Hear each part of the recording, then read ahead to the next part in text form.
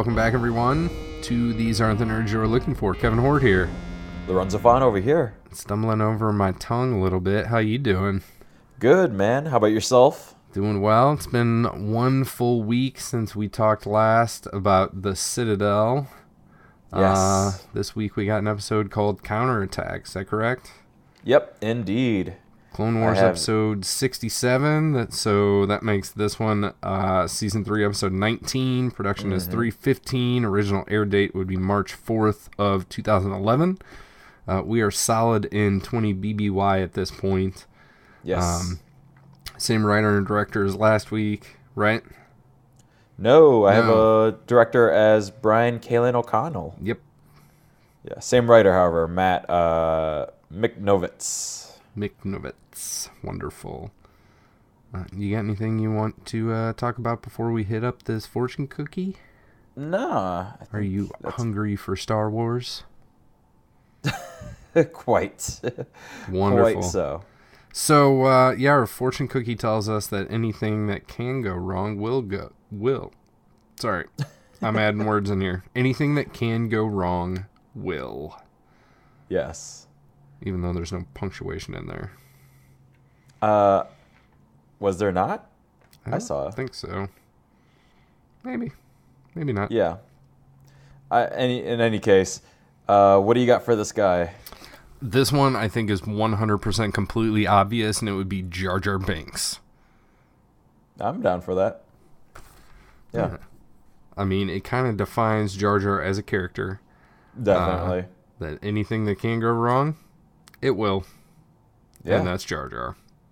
I don't necessarily know that he would say this to somebody. Maybe he would. But it's a sentiment that he would have. Yeah, absolutely. Hold in his heart, yeah. Oh, Misa's so sorry. Oh, Jar Jar. Anyways, I like me some Jar Jar. Yeah, I'm down for that one. Yeah. Awesome. Because beyond that, I had nothing else. So you really didn't have anything. You were putting all this weight on my shoulders here. No, based on this episode, I was kind of thinking it was a trio between Anakin, Obi-Wan, and Tarkin because of all the way all three of them act in this episode. They're all kind of expressing the same feelings, or let's say it this way: they're reacting the same way, but through different feelings. Okay. Or they're reaching the same conclusion, I guess. Right. But expressing it differently. I guess I have said three completely different things, sort of. But they all, just to kind of overarching picture before we get into the nitty gritty here, there's a lot of setting up a plan, and Anakin and Obi-Wan especially understanding that the plan will go wrong and that plan Bs will have to be made up on the fly. And this does not seem to bother either Anakin or Obi-Wan. Tarkin, however, keeps trying to make plans, and either they won't pan out, or they're unable to pan out, or he just gets shot down by Anakin or Obi-Wan with the potential effectiveness of his plan. Yeah, so we'll have to talk later at the conclusion of this episode about how we feel about how this plan is working out, and sure. I think that your thoughts on the plan and my thoughts on the plan are different. So yeah, I'm gonna go ahead and write myself a note here that we need to talk about the plan. But, sure. Yes. Before we can get to the end, we have to start at the beginning, and that starts with our newsreel, which is really just a recap of the Citadel. That's 100%. All it is. Yep, so 100% recap. If you need to know what is in that newsreel, just go back to last week's episode titled The Citadel. Big surprise there. Indeed. Yeah. And listen to our thoughts there. So moving forward, we do start with Anakin's team, and Annie calls up R2, kind of gives him some orders. He's told to basically go pick up Obi-Wan first. and then come and get Anakin and his crew. So they kind of have like a predetermined, like, you're going here, we're going here. The last episode we saw everybody split up, and now they are on their journey. I feel like this is like the Two Towers. Last time we had the Fellowship. Now we're split up into different groups, and we have different agendas, which is essentially you get there, I get here. Don't die. Yeah, pretty much. Yeah. Like, we hope to meet at some point down the line, but we'll see how that goes. Yeah, so Obi-Wan's crew is like sneaking through some air ducts. Is that right? Yes. And they start climbing up some air duct shaft. Right? And Yes. They're climbing up. Yep. And then what is it? A freaking probe droid shows up. It spots them. It starts to fly away.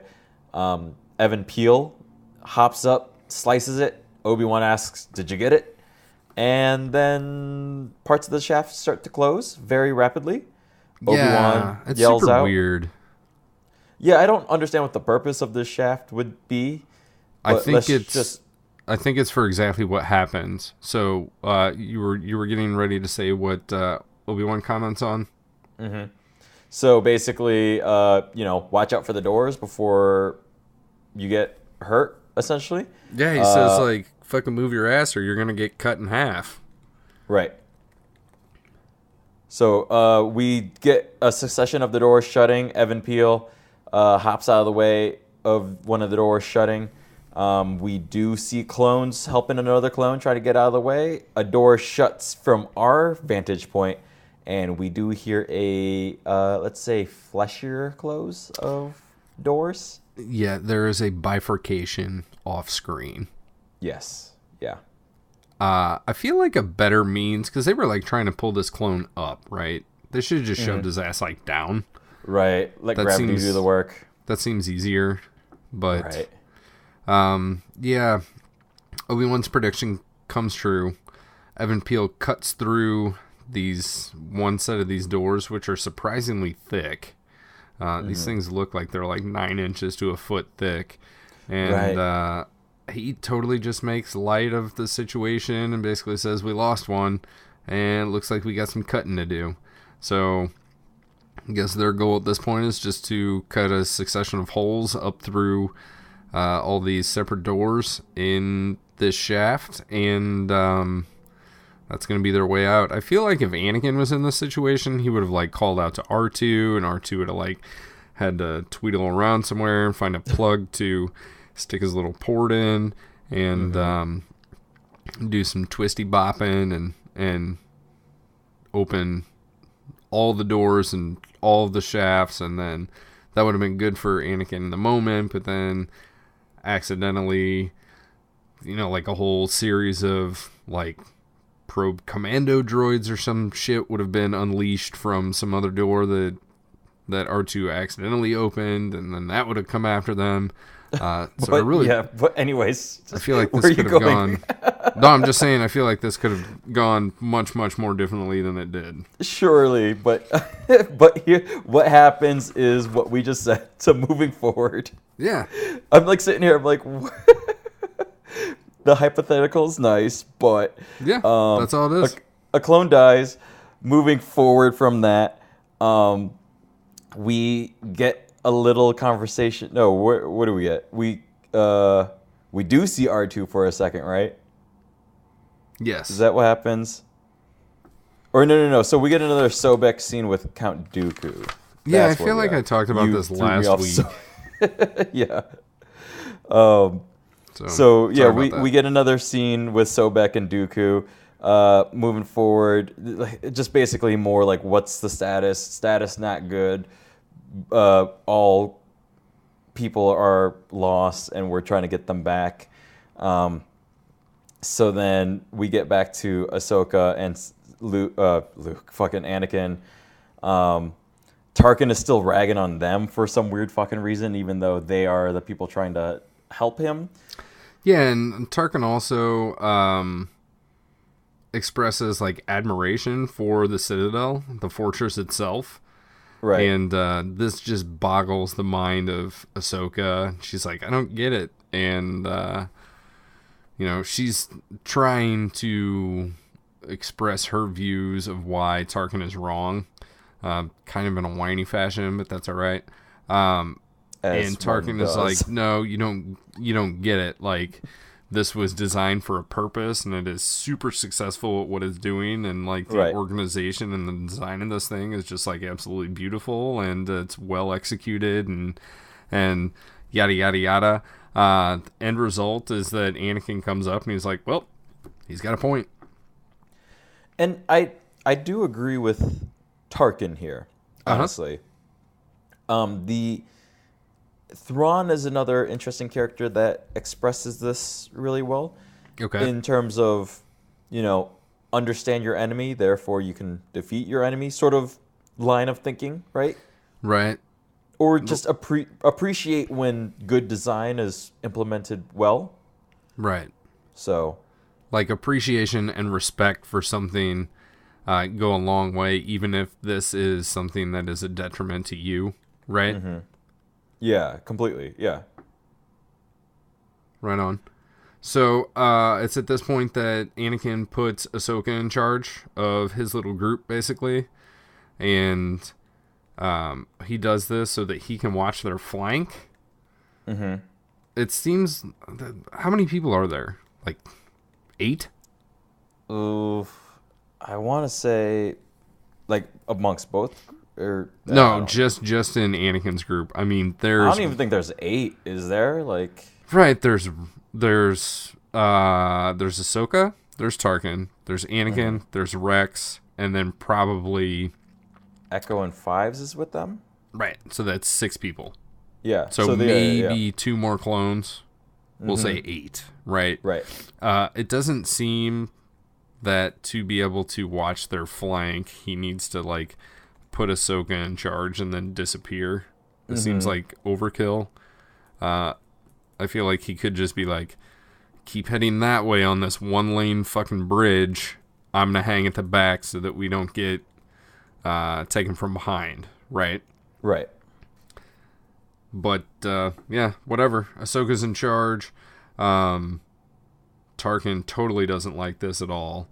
We do cut at this point back to Plo Koon on... Are they at the Jedi Temple? I had a hard time visualizing where they were. I just called it Plo's base. Because I don't know if they're at the... it's unclear. Because it doesn't look like it, but it's also just like a vague, dark room. Like, But there is that scene, like, when they leave in the Citadel last week. Mm-hmm. And it doesn't look like they're taking off out of... like a GGSD, a Good Guy Star Destroyer.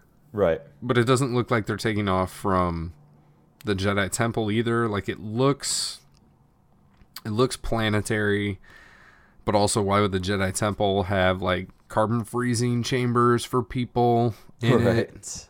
Yeah. So... whatever it is, this arbitrary Plo Koon base is what I'm going to call it. So we cut back to there, and Plo explains that they've received a coded transmission. At this point, Mace Windu's there. I don't remember him being there last episode. I don't think he was. I don't think he was maybe either. He was in the background. Yeah.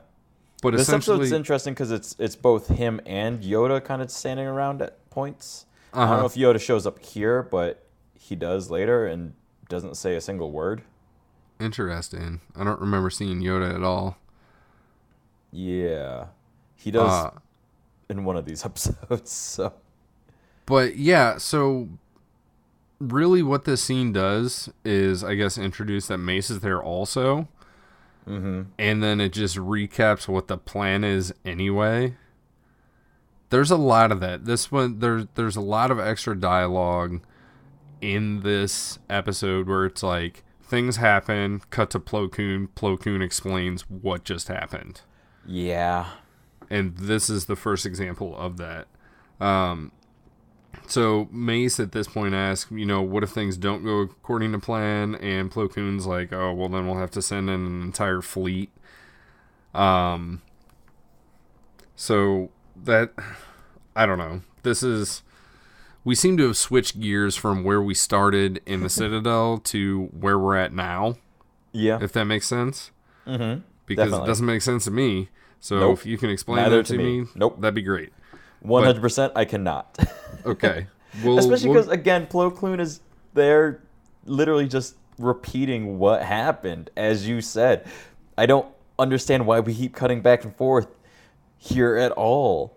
There's nothing necessary other than to know that I guess the Jedi are in contact with them, but I guess so, but it's usually you see like Anakin like stop and like make a phone call, or and at that would least have been fine too.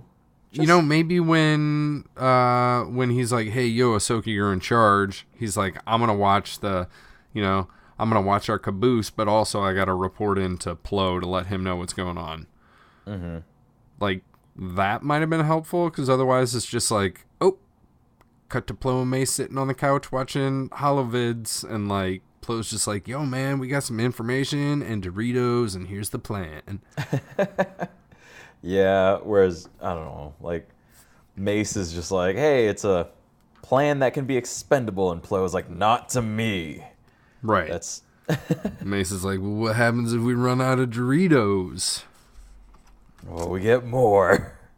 Like, Right. we send in the whole battalion for some more Doritos. Then we go to Taco Bell and we get Dorito tacos. Yeah, I don't know why I'm giving Plo my gruff, like, 80s action hero voice, but... He's got a pretty deep voice. He does have, yeah, he has You just this, need like, that. You need that filter thing that he's yeah. got. Where were we? I've already lost. I've lost track of where we are now. So Mace and Plo were talking, and Indeed, yeah. Plo informs him that they may need to send in the entire fleet. We cut back over to Ahsoka and Tarkin. This is when Tarkin explicitly lets his concerns about Ahsoka being in charge be known. Yes. He definitely calls her a child. Rex sticks up for her, and then immediately they walk around the corner, and Ahsoka's like, "Oh no, it's a dead end." Right. So then we cut over to the shuttle. This is where we pick up R2-D2 at this point. Mm-hmm. I think the tactical droid is like coming up, so the droids are like, "Oh shit, what do we do? We're gonna have to improvise." It's kind of clever, but Yeah. the tactical droid is only suspicious of R2-D2. Is that what I'm gathering here? Sort of. I think the tactical droid was just confused by the situation overall. So I think, yeah, we kind of let the cat out of the bag a little bit last week, where R2 shows up with the other droids, and the tactical droid is like, "Where have you been? You guys were cleared to dock 30 minutes ago, and I've been waiting here, worried sick." And Yeah, that's pretty good. R2's It's a pretty good impression of K2B4 right there. right. But R2 is like, "Yo, fool, like, we were just getting lost and taking our sweet time here, okay? We drove safely here."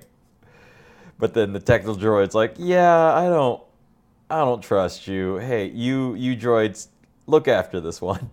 He says either way, your odds of being a traitor are 3-1. Where do these odds come from? He's a tactical droid, man. He calculates them. I didn't understand where this calculation came from at all. Where do any of them come from, to be honest? That's true. So I mean, if you question this one, you have to question them all. And then Right. you just can't like C-3PO anymore. And that'll make you a C-3PO hater. Right. But anyway, so R2 manages to convince the tactical droid that he is in fact a prisoner of the three behind him. Mm-hmm. So then K2B4 is just like, "Oh, okay, that makes sense. I don't know why I was talking to you to begin with. Hey, other battle droids, go take them inside, please." And they waltz. They do. Yep. So then they head on in. The shuttle is empty. Obi-Wan and his crew are in a vent looking at the ship, and they all note that it looks like R2 is nowhere to be seen. Yeah, and it's also to be noted that K2B4 had called OC Sobek, and Sobek's like, just guard the shuttle, and we're gonna lure the Jedi into a trap, because that's totally gonna work. Right. And I guess Then, it kind of works. Sort of, yeah. Well, because then we cut to Obi-Wan in the vent, and he's like, I sense a trap. And then they try to avoid the trap, and then find themselves in another trap. Yeah, they just go out the other side. Like, instead of going out the front door, they go out the back door of this vent, and then like climb down the side of a cliff, and they end up at like the rear entrance, which clearly has like those Sentinel fucking blaster barrel droid things. I don't even know what they are. And Obi-Wan's just gonna like knock on the door and be like, please, can you let us in? Right. I don't know what they were expecting here, honestly. Like, even where they were, like, trying to avoid the trap that they thought they were avoiding, it was really clear that they were walking where it wasn't safe. Like, this didn't make sense to me either. Yeah, I think it would have been a better idea just to like chill where you were, you know? Right. Kind of wait it out for a little bit, at least until he can talk to Anakin, which totally brings up a question for me. Mm-hmm. One of these two Jedi is talking to Plo Koon on another fucking planet, but neither of them are talking to each other. Yeah. I don't understand, honestly, here. There's also... there's that. Then there's the idea that the reason that Obi-Wan and crew leave that vent is because they want to get another look from the other side at the same shuttle, which they can see is empty. Like, they determine pretty definitively, like, they're like, I don't see R2. It seems like it's empty. Should we go? Should we not? So and they decide to go. Just like the windows on this side are like smoked out, like painted over, not like the other type of, you know, but they get like a nice design painted on the windows on this side, but on the windows on the other side, you can totally see into the minivan, see what's going on. Mm-hmm. So that's why they were trying to get to the other side. Okay. Just because these windows are rolled up and the other ones are rolled down. Sure. That's the best that I got. Okie dokie. I know at some point in time we do cut back over to Anakin's crew. Of course, we're getting attacked by some commandos. They have shields, which is new to me. I don't remember seeing droids carrying shields, but I'm down with it. It's kind of cool. And they do that awesome thing where they like stick their blaster barrel through the shield so they can still shoot, but not be shot at as much. Yes. Yep. I agree. That was very cool. It was a cool little detail for sure. Yeah, it was pretty good touch. Anakin ends up wiping out all these droids, or a bunch of the droids. I think the commandos are still alive, but all the super battle droids and regular battle droids and whatever, they're taken care of by Anakin. He comes up and he asks Ahsoka why she didn't blow up the wall, and he's like, that was your job. This part of the plan was your job. And she was like, I thought it was a dead end. And then he totally calls her out and he says, if Master Plo would have actually sent you here, he would have briefed you on the mission and you would have known this was all part of the plan. Right. Do you believe this? I have some evidence to the contrary. Yeah, I mean, again, based on what was discussed last week, Ahsoka, I think it's a clever way of Anakin calling her out to say, you know, he's calling her bluff and saying, Plo didn't really send you here. Like, you did this on your own. Because if Plo did send you here, he would have, like he says, briefed you on the mission. You would have known this is what the plan was. Like, we wanted to be in this hall. We wanted to go down this frickin' lava trench. We wanted to get to this dead end. We wanted to blow it up to get to what's on the other side. However, Rex, who is carrying a backpack full of explosives, instead of when they get to this dead end, instead of saying, yo, Ahsoka, use the bombs in my backpack, that's what the plan is. He's like, oh, I think Ahsoka's a great leader, and I've worked with her many times. Oh, shit, she led us into a dead end. Right. So, I don't know. I'm calling BS on something here, and I don't know what I should be calling baloney on. It's just like a lot of random information that's kind of getting tossed out without any regard to what any of it means, and I agree with you. There's just a lot of dialogue here that they're trying to throw into the middle of an action sequence to try and prove a point, and honestly, there's nobody that's in the right here. As I discussed last week. Except for maybe Tarkin? Even then, I don't... At least his opinion is making some more sense at this point, you know? Or not making sense, but like actually being proven, because... There's some validity, yeah. Yes. Being proven valid. Very good point. Because he's like, nah, like, this girl, I don't think she should be in charge, and like, this guy just keeps leaving all the time, and Anakin, at the end of the last episode, was like, yo, you gotta trust me, and like, show some respect, like, we came here to save you, and Tarkin's like, I don't know if I agree with the way that things are going down, though. Well, number one, Ahsoka's not fully in charge. Number two, they ran into a dead end, and therefore, why didn't Anakin just say, yeah, but we're just blowing it up? Like, why was that an open-ended, not brought up thing? Plan or no plan, you know? Like, okay, I think the point is that by the time that he dispatched all these droids, he should have been able to come around the corner. Everybody should have been through the blown-up wall by then anyway. So then he's got to do that part as well.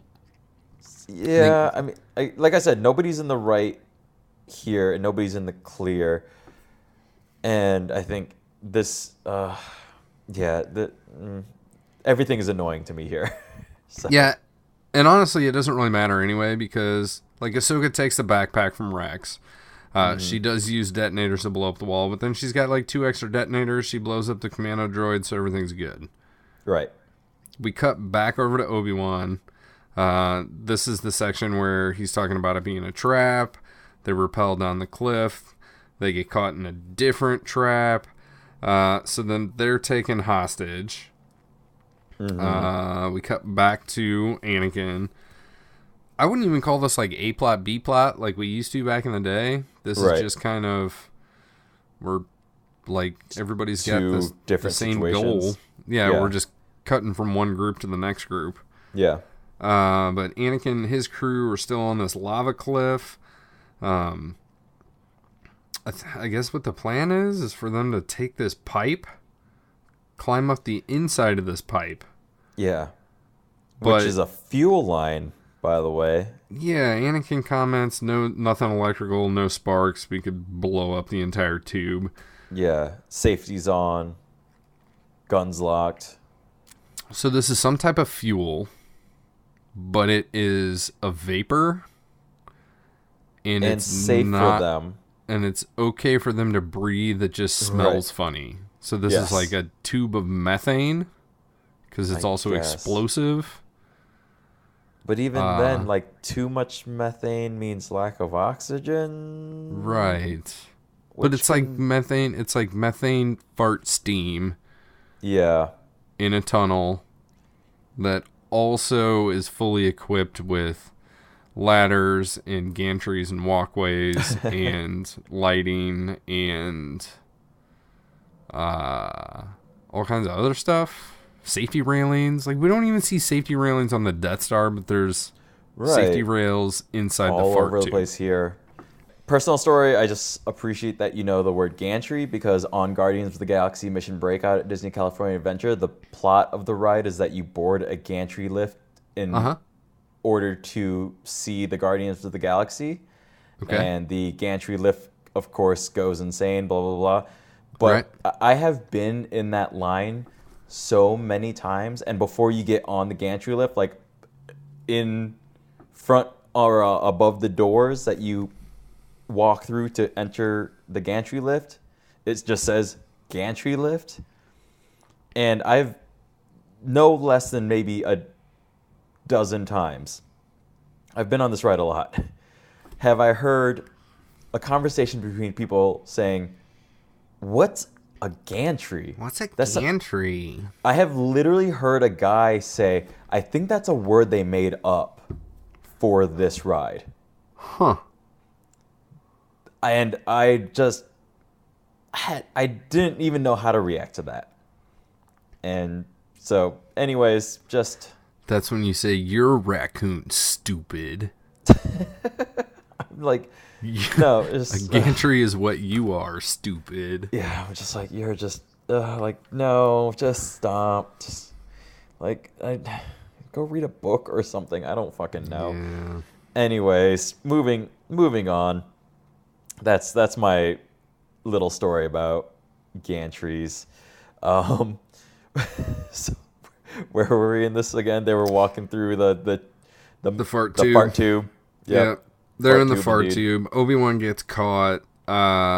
He did at one point try to call Anakin, and O.C. Sobek is the one that answered, and he's got a nice little snarky remark, which is, I will sum up as basically saying, I commend your effort, but I have to point out your predictability.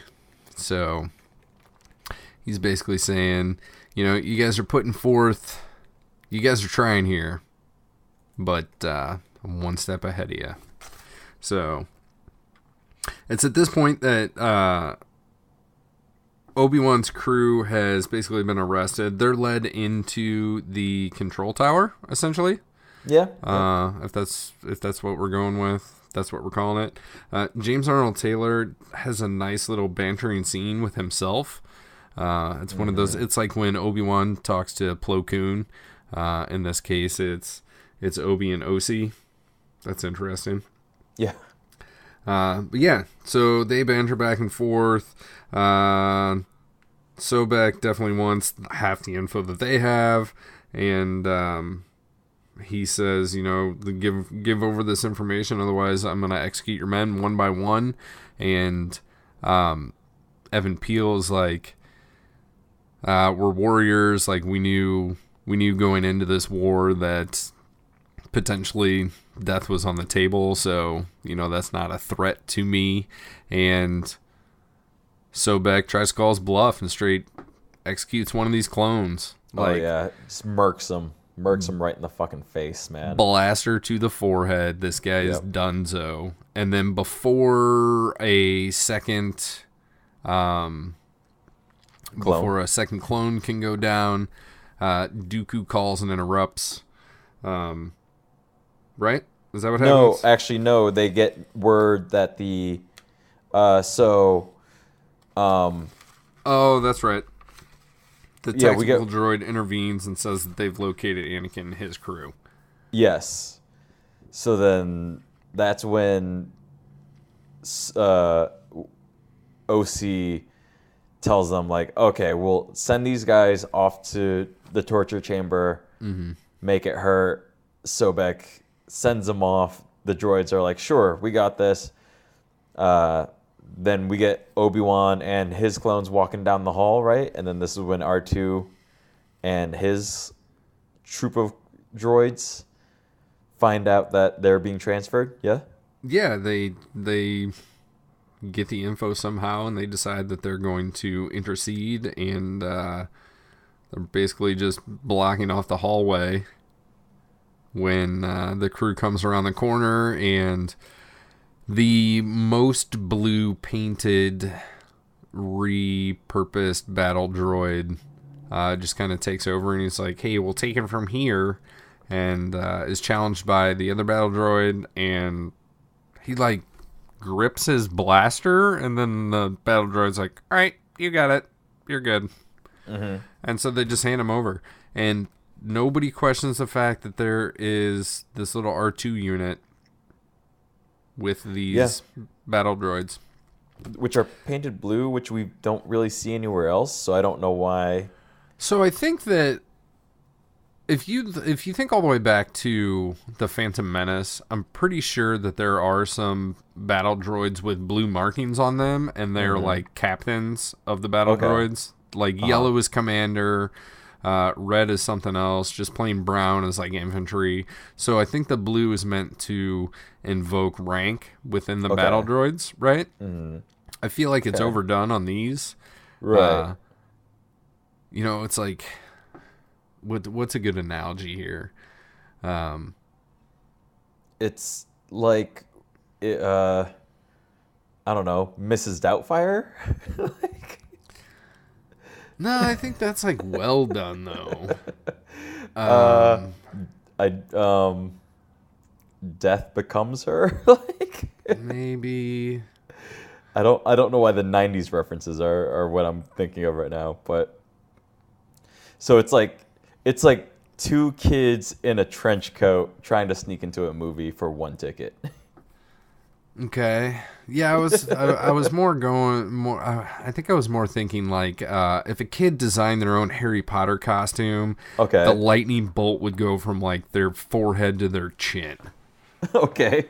Right? Like the scar would be like the entire length of their face. Like, it's like this is a defining feature. But on Harry Potter, it's like 1 inch tall. But on like a kid's design costume, it would like engulf their entire body.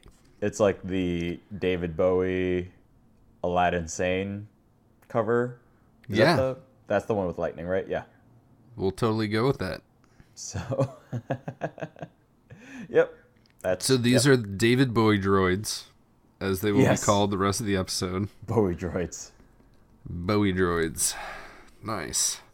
So what happens after the Bowie droids take Obi-Wan? They just walk around a corner, right? And then Obi-Wan's like, hey, thanks, that was great. And they just remove their own shackles. Right. I was going to bring that up, actually, because it's kind of awkwardly convenient. Because we sort of get a shot of R2 rolling up towards Obi-Wan. Then it switches camera angles. And then suddenly, like, they're all, like, rubbing their wrists. And they're like, oh, yeah, glad those are off. Yeah, they're definitely just taken off with the Force or something. Right. So, yeah, that's all we got there. Yeah. We cut back over to methane tube Anakin crew. And at this point, Tarkin is talking to Anakin about... he says something snarky to Anakin. Anakin's like, oh, don't you trust me yet? And he's like, oh, I trust you. I just don't trust your compatriots. And so they have a talk about the Jedi and the shortcomings of the Jedi Code, essentially. Because Tarkin doesn't feel like the Jedi are able to go as far as they need to win. And he comments saying that this is why peacekeepers shouldn't lead a war, and Anakin essentially just agrees. Like, he's got no criticism of these comments. He's got no retorts. He's not as brief as just saying, I agree, but in the end, he agrees.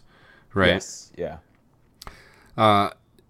Is this supposed to be foreshadowing? Is this supposed to be character growth? Is this supposed to what is this supposed to do other than just say, hey, look, Anakin also thinks that the more aggressive approach is the better option?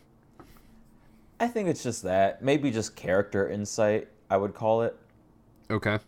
Right? It's not enough to be character growth per se, but just a look into their minds is how I would describe this. Okay. So, yeah. Yeah, sure. Works for me. Ahsoka climbs out the top of the tube. She says she finds a way out. I thought this was all part of the plan, though, so it seems like they should have known where they were going when they climbed into the tube, not get into the tube and then wander around until you find an escape hatch. Yeah. But she pops her head out. She's like, yep, this is the way to go. Then there's definitely a swarm of droids and the like. So she's like, yo, we gotta go now. She kills 2 of them. You can see a whole bunch approaching from like over the ridge, over the proverbial ridge.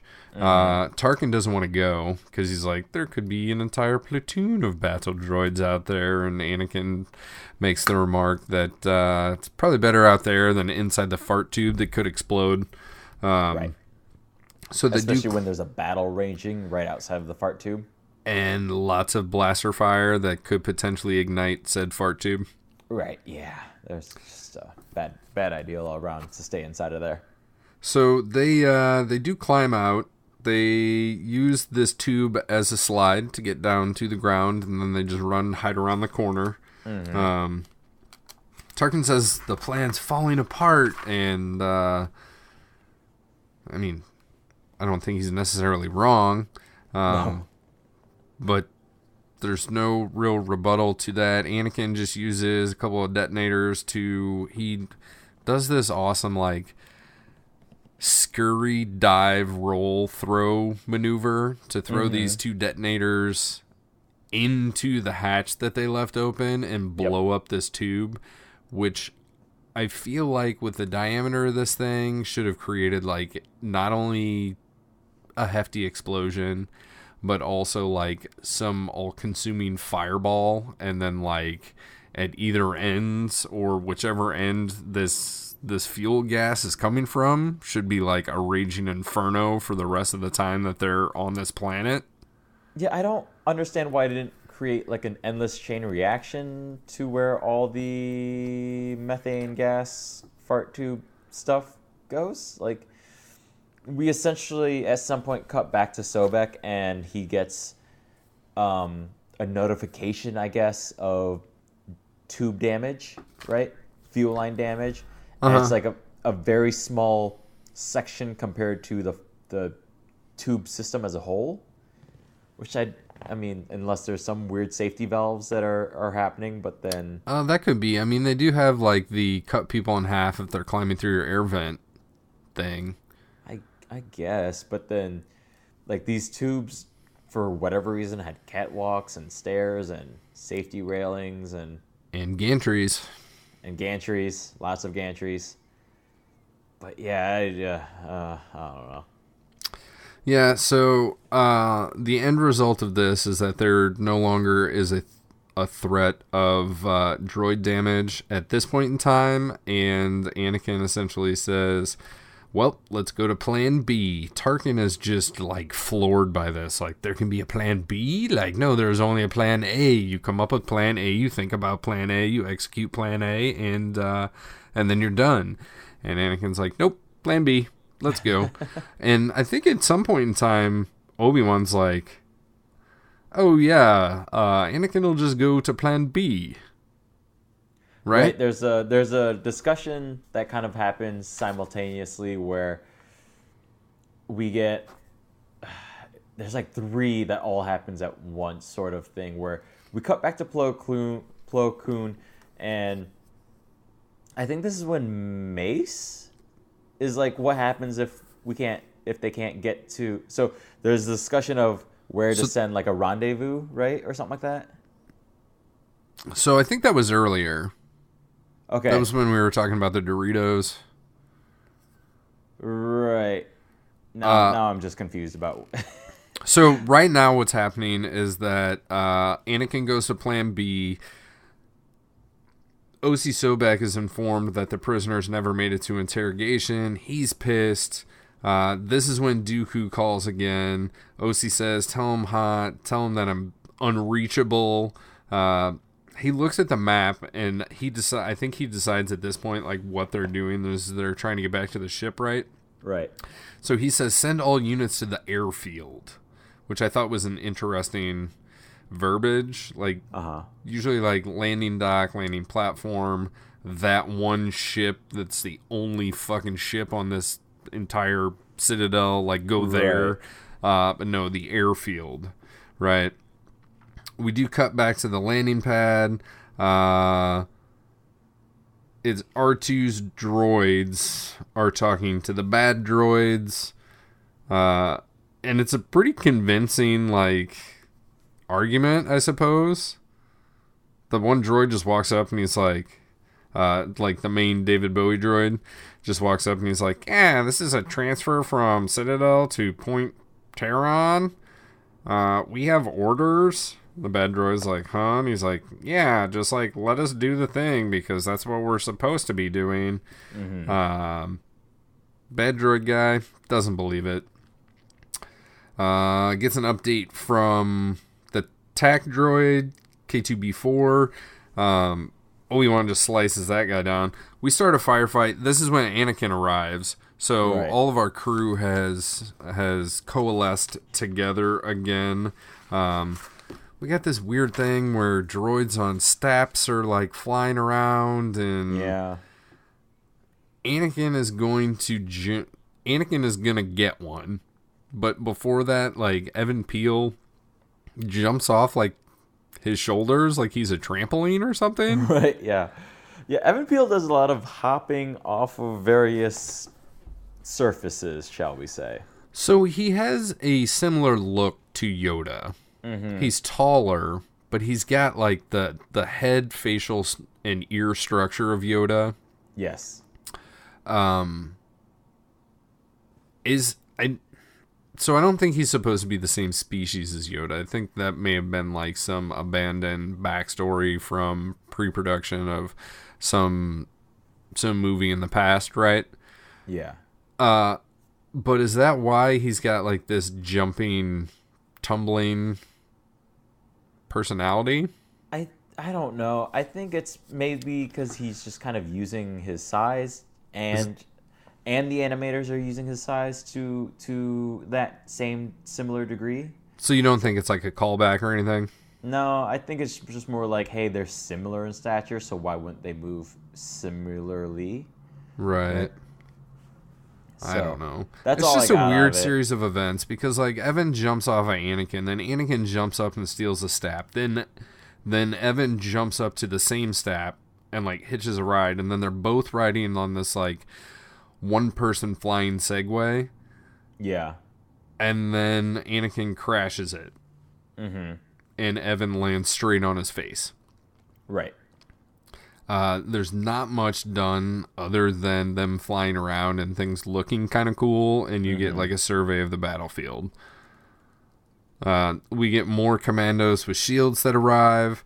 Rex is throwing detonators all over the place. He's just pissing off commandos. One of the commandos goes for a turret. Mm-hmm. Super smart idea. Like, there's these giant frickin' turrets, which I feel usually would be like droids all to themselves, because they had like the little ones when Obi-Wan got caught, like outside that door. But these are like big ones, and they have to be manned by other droids. Yeah. Instead of just like controlled from the control room or something, right? Yeah, they're like big old massive.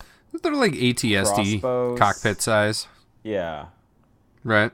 They're similar to I mean, this is a very current dated reference, and I will say nothing beyond the fact, but from Game of Thrones, the Scorpions. Yeah, I'm not going to understand that reference, but feel free to continue to explain. I'm sure that... I will say nothing else. If you watch Game of Thrones, you know exactly what I'm talking about. All right, there we have it. And if you are not caught up, I will just say that scorpions exist in the universe, and I'm not going to say why that's a thing that's on my mind right now, you know. But, you know, so that's a thing. Anyways, moving on. Sure. Amidst this maelstrom of blaster fire and droids and a scurry for these turrets, Obi-Wan and Tarkin have a conversation about how to proceed. Mm-hmm. Obi-Wan says they need to take the turrets out because if the turrets are manned by droids, they're going to blow up the ship. Yes. Seems like they could have just done this in the first place. Right? Yes. Tarkin's idea is that they need to run into the ship and then use the ship's guns to blow up the turrets. This seems like a terrible idea. Yeah, no, that's an awful idea. As soon as it left his mouth, I just was trying to figure out what he was fucking thinking. Honestly. Yeah, I totally, I've got no defense Nope. for this one at all. Definitely. We do have a real touching scene where Echo runs out and grabs one of these shields that one of the commandos drops, and he runs over to the shuttle because he sees what's going to happen. And this another commando droid has made it to this turret, has shot down Anakin. Anakin and Evan did not blow that turret up, but the commando droid shoots at the ship, and Echo had grabbed the shield and ran out and tried to just like deflect away this cannon fire with a shield. Yeah. Totally doesn't work. He's scorched, man. But then there's like a weird thing where like the turret and the commando droid also blow up, but I couldn't tell why. It's because when the ship blows up with Echo right in front of it, a piece of the ship conveniently blasts off onto the turret itself and blows the turret up, which is stupidly convenient because it's like the only, like if you just see a normal firebomb explosion, you don't see a lot of shrapnel flying from it. They animate literally like one piece of shrapnel that happens to just project right towards the turret that shot at the ship, and droid and turret goes down. So just like a serendipitous bit of hot bolt was enough to take down this turret and commando droid, and 2 Jedi Masters couldn't? Yes, yeah, exactly. That's exactly what happened. Yeah. Awesome. 100%. Okay, I will correct myself. 1 Jedi Master and 1 Jedi Knight. Yeah. Because yes. Anakin is not a master. Definitely not. So I think this may be the scene that you were talking about. At this point, so we do have a retreat. All the good guys retreat around the corner around just like a shipping container, essentially. Yeah. All of these are painted with Arbash, and they just say cargo, if anybody cares. Doesn't matter. But we do cut back to Plo's base, wherever that is. And I think it's at this point that you have that multi-way conversation. There we go. Because like Plo is talking to Mace, I believe, and then up pops a holo of Obi-Wan, who is clearly running from something, and he's like, yeah, we might have had a little problem. And then you see Anakin, you can actually see Anakin like through Obi-Wan, like running up next to him. And so he runs up, joins the conversation. He's like, yeah, what he means by problem is big explosion and the ship, and yeah, we're gonna need a rescue. So Plo's like, oh, okay, well, we'll just send the entire fucking fleet to come and get you. Yeah. Yep. What happens next? So basically, we get Plo. This is when Yoda shows up, looks at Mace worryingly. Plo Koon is like, I guess we gotta send in some cavalry here. Yeah, send in all of the cruisers. Yeah, sending a rescue mission. Let's go. Then we cut back to our crew on, what is the name of this freaking planet again? This planet is Lola Seyo. Yes, that. So they find a random cave? Like, do we see them going in this cave? I don't remember. We just see them in the cave. No, right? we just see them. We see them retreat, and then we see Obi-Wan and Anakin running. Then, yes, they are in a cave. We do get a little segment of the control room again, and O.C. Sobek and K2B4 talking, and I think K2 points out, like, sir, I believe that they are isolated in this area of the cave, and I think O.C.'s like, all right, well, we're going to pursue, right? Yes, yeah. There is a discussion at this point between the clones and I guess that's not really a discussion. There's like a clone that's like, what are we gonna do? How are we gonna get out of here? Like, this terrain is impassable, and Obi-Wan brings up the point that is the true danger of the Citadel, is that even if you do escape the tower, which no one ever does, because no one's ever escaped, but the terrain was designed to be impossible to traverse. So even if you do get out, you can't cross anything on foot. So you're SOL. So it's a planetary Alcatraz, essentially? I guess. But I don't feel like the terrain around the place was designed. I think they picked up a spot that would be tough. Right. I'm not really sure. Anakin's comment to this is, well, lucky that we're just not any escapees. We're Jedi. And Evan Piell says, I hope you're right. And then everybody just kind of awkwardly turns away from the camera and continues to soldier on and cue loud music. Yeah. That's what we got here. Is this a better ending than the last one? I will say the fact that there is a group action that happens, like this, there's a few things. It's because that there was an action scene and we are coming down from the action scene and then naturally progressing into the next action. This does feel like a more natural place to leave things versus a random conversation that has nothing to do with anything from last week's episode.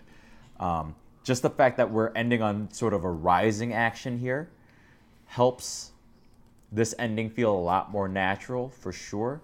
The fact that a mission has been laid out for what needs to happen next, sort of thing. Whereas at the end of last episode, it was just like, hey, we're going to split up and we got to try and escape. But then there were no like plans laid, but we have an idea of what could potentially happen next episode, right? I mean, I would say based on the title of next week's episode, I think that kind of gives us something. Right. Yeah, but I mean, that gives us an idea. But you know what I mean, like, or the plans are set for us to know what happens the next episode versus like Tarkin throwing a fucking bitch fit about nothing. You're right.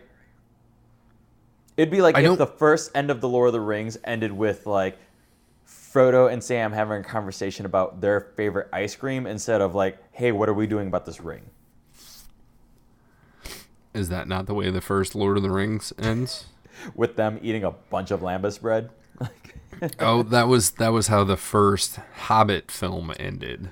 Oh God, nope. Don't even want to talk about the Hobbit. Moving on. Yeah, so let's talk about this plan. You're telling me that you feel like the plan is more laid out in this episode than it was in the Citadel.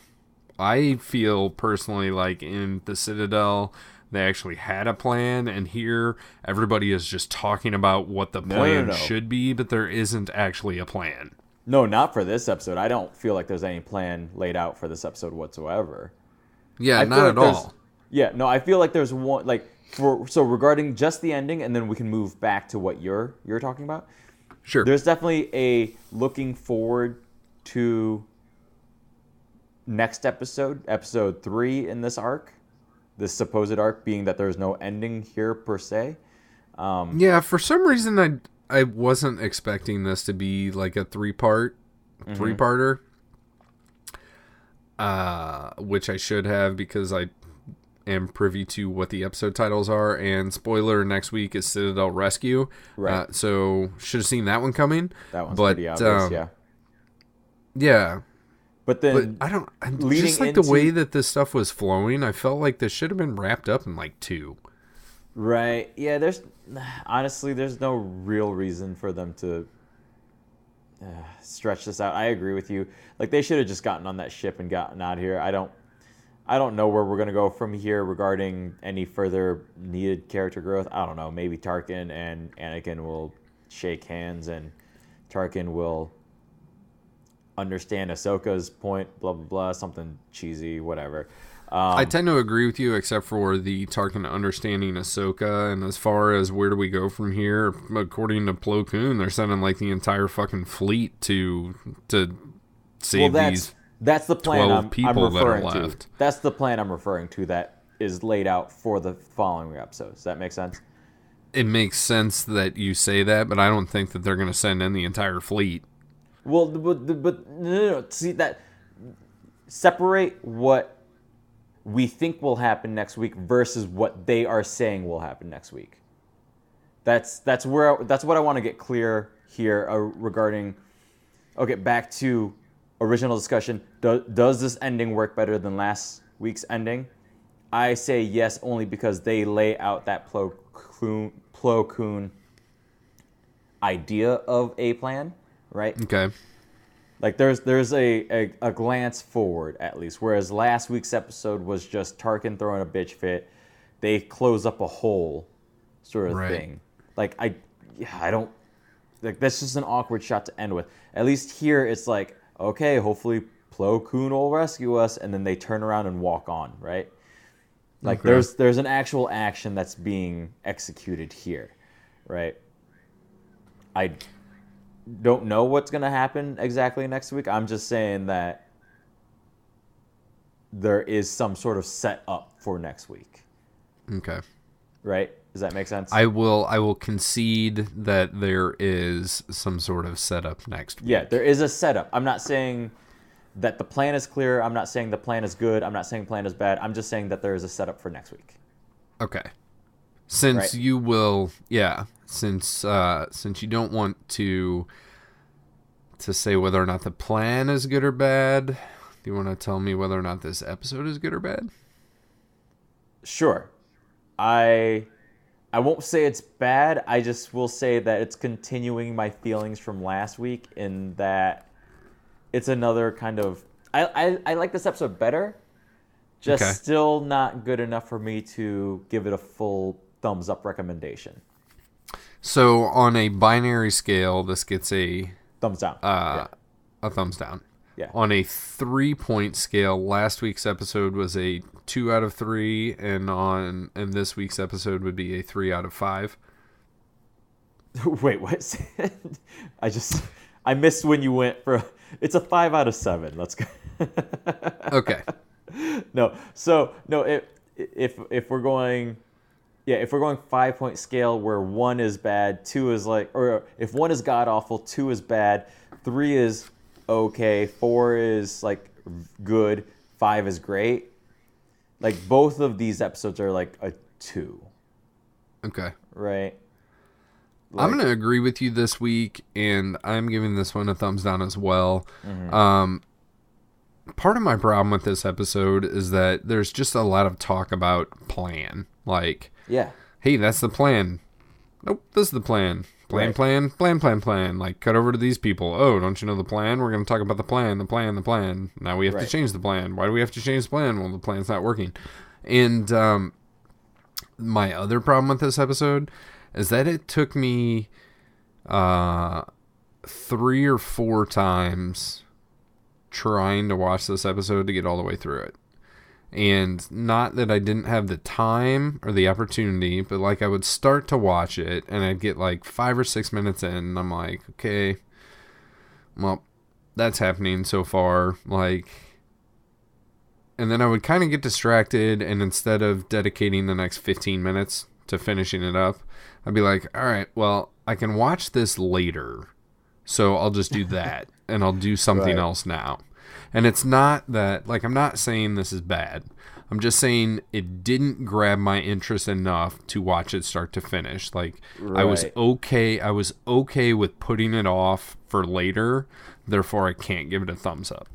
Right, and that's exactly the criticism of the episode I had last week, and it's the same criticism of this episode this week. It doesn't give me a reason to care. That being said, I'm very interested to see what happens next week. Are you? I am. I still don't care. I would like to, I'm hopeful that they're going to be able to wrap this up. And like I said, I do like this O.C. Sobek guy. And obviously we're never coming back to the Citadel again. So Right. our heroes are going to lose. And, like, I just have a bad feeling about what's going to happen to Evan Piell. Like I said, And I have no memory of this arc. uh-huh. And so, like, yeah, I'm excited to rewatch next week's episode. Uh-huh. Being that I honestly don't remember what happens, and I don't either. it'll be like watching it for the first time, I guess. Whereas like other episodes, like I have vague memories of them at the very least, but you know, all intents and purposes here, it's a fresh watch. But 2 in here, man, like you know, I'm watching it for posterity's sake at this point, other than the fact that we're doing the show. But I feel like it's not even fair to call this 2 in. We're like 1.5 in. Right. Like, but at least last week's episode kind of had some dynamic between Ahsoka being foolhardy and whatever. But this episode was just like a collection of events, right? And at the very least, we get Anakin and Tarkin interacting a bit, but there just is nothing here that gives me any reason to care or pay attention.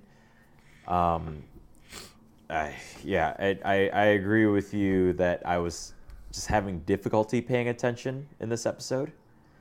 Yeah. The best way I can describe it is how I did as this is one that you'll be okay with watching later. Right. Like if I were, you know, sometimes when I recommend Clone Wars to certain people, I'm like, you know what, there's certain episodes that you could just get away with watching only those, and you'll get the whole gist without having to sit down and watch every single episode, right? Some people just don't have time, right? Right. Let's just say that these 2 episodes certainly do not make that list. That's basically what I got for these 2. They just, like, it's not that they're unnecessary. I don't see what they're adding. Yeah. So yeah. Do you got any other comments for this week? Nope. Let's get on out of here. So yeah, I am in total agreement with you on this one. We disagreed a little bit last week. We're interested in what's coming up next week, but I would like to hear from anybody out there that does really like these episodes, and let me know why. And you can do that by going over to Not the Nerds. Pick your social media of choice there. Links are down at the bottom. You can also just shoot us an email at notthenerdspodcast@gmail.com. So check us out that way. Or you can just, leave a comment wherever you're listening to this, which may be Google Play, maybe you're Apple better Podcast, at this. Tune in. Apple Podcast, Tune In, Stitcher. YouTube, Stitcher. Yep, absolutely. You can get a hold of us that way. Give us your opinions. That'd be great. Other than that, we always like to thank Kevin over on Twitter at They Call Me K-Dub.